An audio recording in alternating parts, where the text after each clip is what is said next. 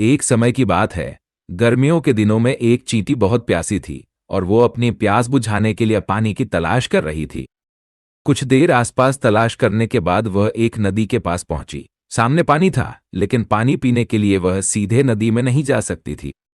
इसलिए वह एक छोटे से पत्थर के ऊपर चढ़ गई। लेकिन जैसे ही उसने पानी पीने की कोशिश की, वह गिरकर नदी में जा गिरी। उसी नदी के किनारे एक पेड़ था, जिसकी टहनी पर एक कबूतर बैठा था। उसने चींटी को पानी में गिरते हुए देख लिया। कबूतर को उस पर तरस आया और उसने चींटी को बचाने की कोशिश की। कबूतर ने तेजी से पेड़ से एक पत्ता तोड़कर नदी में संघर्ष कर रही चींटी के पास फेंक दिया। चींटी उस पत्ते के पास पहुंची और उस पत्ते में चढ़ गई। थोड़ी देर बाद पत्ता तैरता हुआ नदी किनारे सूखे आ गया। चींटी ने पत्ते में से छलांग लगाई और नीचे उतर गई।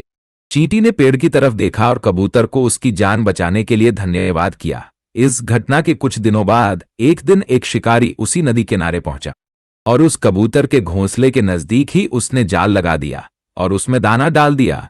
वह थोड़ी ही दूर जाकर छुप गया और उम्मीद करने लगा कि वह कबूतर को पकड़ लेगा। कबूतर ने जैसे ही जमीन में दाना देखा, वह उसे खाने के लिए नीचे आया और शिकारी के जाल में फंस गया।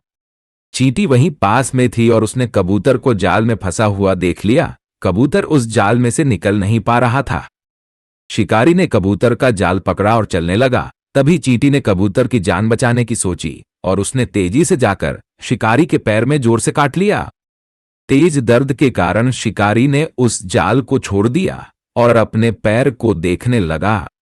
कबूतर को जाल से निकलने का यह मौका मिल गया और वह तेजी से जाल से निकलकर उड़ गया।